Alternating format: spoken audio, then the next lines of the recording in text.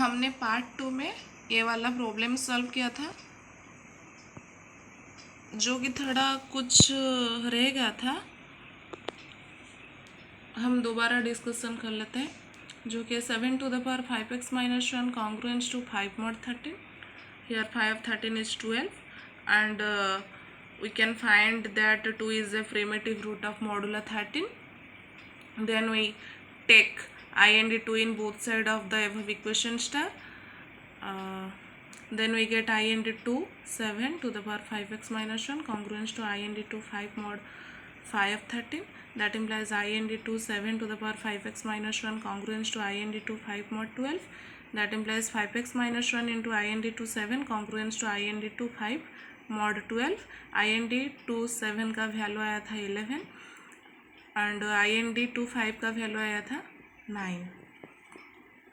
Solve करने के बाद हमें मिला था 5x कॉन्ग्रुएंस टू 4 mod 12। अभी हमें 5 को कैंसिल करने के लिए राइट हैंड साइड में 5 का एक मल्टीपल चाहिए, तो हम रिमाइंडर को मॉडुलो के साथ तब तक ऐड करेंगे जब तक हमें 5 का एक मल्टीपल नहीं मिल जाता। तो पहले हम 4 + 12 को ऐड करेंगे, जो कि 16 16 + 12 28 28 + 12 40। तो हमें 5 का एक मल्टीपल मिल गया, जो कि 40। तो हम 4 की जगह 40 लिखेंगे। That implies 5x congruence to 40 mod 12। That implies 5x congruence to 40 को हम लिख सकते हैं 5 × 8 mod 12। That implies x congruence to 8 mod 12, क्योंकि 5 और 12 का GCD 1 है, सो हम 5 को बोथ साइड कैंसिल कर सकते हैं। That implies x congruence to 8 mod 12।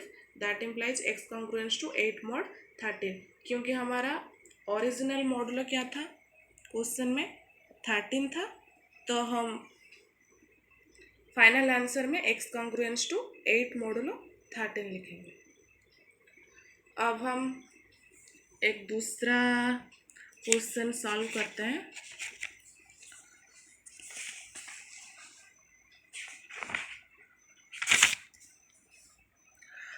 हाँ, अब देखिए, solve the congruency 8x to the power 5 congruence to 3 mod 13। पहले हम 13 का प्रिमिटिव रूट निकालेंगे, उससे पहले हम 5 13 फाइंड करेंगे, जो कि है 5 13 13 एक प्राइम नंबर है, तो 5 13 आएगा m-1, जो कि है 12। पहले हम 5 13 फाइंड करेंगे, जो कि है 5 13 13 - 1 12, सो 5 13 12। अब हम चेक करेंगे कौन सी डिजिट का पावर 12 कॉन्ग्रुएंस टू 1 mod 13 देगा। पहले हम 2 के लिए चेक करते हैं, 2 to the power 12 congruence to 1 mod 13 हो रहा है या नहीं। तो चेक करते हैं, 2 to the power 1 congruence to 2 mod 13, तो 2 square congruence to 4 mod 13, 2 cube congruence to 8 mod 13, 2 to the power 4 congruence to 3 mod 13। वैसे ही चेक करेंगे, देखेंगे 2 to the power 12 तक। तो हम अब देखेंगे 2 to the power 12 congruence to 1 mod 13 हो रहा है या नहीं। अब यहाँ पे देखिए 2 to the power 12 congruence to 1 mod 13 हो रहा है, तो हम 2 को 13 का प्रिमिटिव रूट ले सकते हैं। So 2 is a primitive root of modulo 13, क्योंकि 2 to the power 12 congruence to 1 mod 13 आ रहा है, जो कि 5 के साथ बराबर है। Here order of 2 is equal to 12 and 5 13 is equal to 12. तो 5 13 is equal to order of 2, which is equal to 12. Therefore 2 is a primitive root of modulo 13. अगर 2 to the power 12 congruence to 1 mod 13 नहीं आता, तो हम 3 के लिए check करते। 3 to the power 12 अगर congruence to 1 mod 13 देता, तो हम 3 को प्रिमिटिव रूट, तो हम 3 को प्रिमिटिव रूट ऑफ मॉडुलो 13 लेते। यहाँ पे 2 आ गया, तो हम 2 को प्रिमिटिव रूट लेंगे। Therefore 2 is a primitive root modulo 13, so we take IND2 in both side of the above equation star. अगर हमारे पास 2 नहीं आता और 3 एक प्रिमिटिव हो जाता 13 का, तो हम here we take IND3. अगर 13 का एक प्रिमिटिव रूट होता तो हम 2 के जगह IND3 को बोथ साइड मल्टीप्लाई कर लेते. अगर 3 प्रिमिटिव रूट नहीं होता तो फिर हम 4 के लिए चेक करते. अगर 4 to the power 12 congruence to 1 mod 13 आएगा तो हम IND4 को मल्टीप्लाई करते both side in the above equation 1. First हमें जो भी प्रिमिटिव रूट मिलेगा हम उसी को IND कंसिडर कर लेंगे और क्वेश्चन के बोथ साइड हम मल्टीप्लाई कर देंगे. Here we take IND2 in both side of the above equation 1. Then we get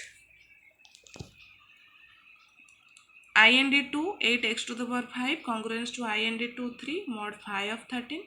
That implies IND2 जैसे कि log AB का फॉर्मूला होता है log A plus log B, वैसे ही IND2 AB का फॉर्मूला है INDA plus INDB.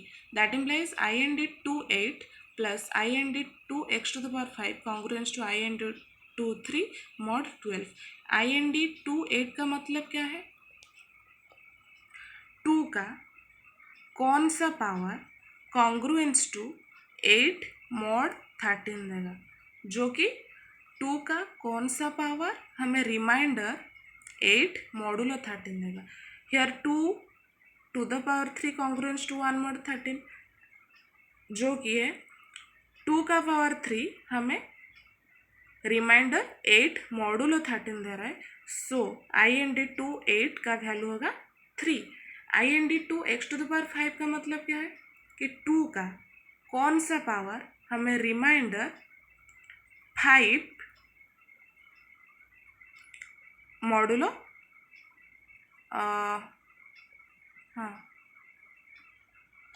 नहीं, here है here IND2 x to the power 5 है, तो हम सिर्फ IND2 8 का वैल्यू एंड IND2 3 का वैल्यू निकालेंगे. IND2 8 का वैल्यू क्या है ना 3. IND2 3 का वैल्यू क्या है 4. IND2 8 का मतलब है 2 का कौन सा पावर हमें रिमाइंडर 8 मॉडुलो 13 देगा, जो कि है 2q congruence to 8 modulo 13. Here 2 का पावर 3 हमें रिमाइंडर 8 मॉडुलो 13 दे रहे हैं, तो IND2 8 का वैल्यू 3 होगा.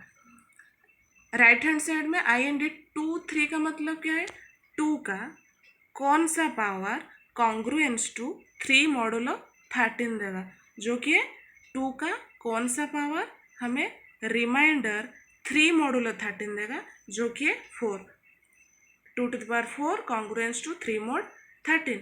सो IND2 3 का वैल्यू है 4 एंड IND2 8 का वैल्यू है 3, जो कि राइट हैंड साइड में लिखा है 2 to the power q congruence to 8 mod 13, 2 to the power 4 congruence to 3 mod 13.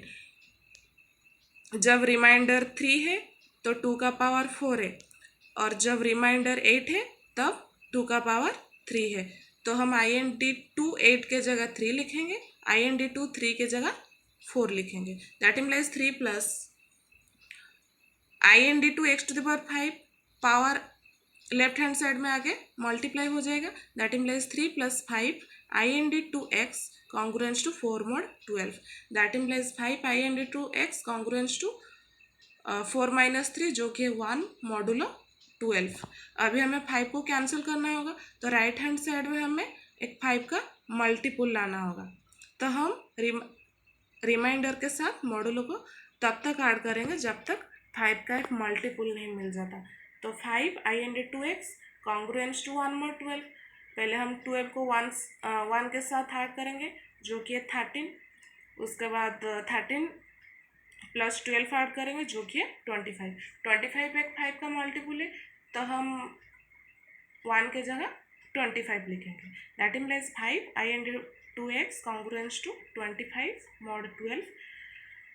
25 को हम लिख सकते हैं 5 इंटू 5, यार 5 एंड 12 दोनों का जीसीडी 1 है, तो हम 5 को बोथ साइड कैंसिल कर लेंगे। That implies I N D two x congruence to 5 mod 12, I N D two x congruence to 5 mod 12, इसका एक फार्मूला है जो कि बेस 2 है, वो राइट हैंड साइड जाके 2 to the power 5 हो जाएगा, तो आई एन डी हट जाएगा।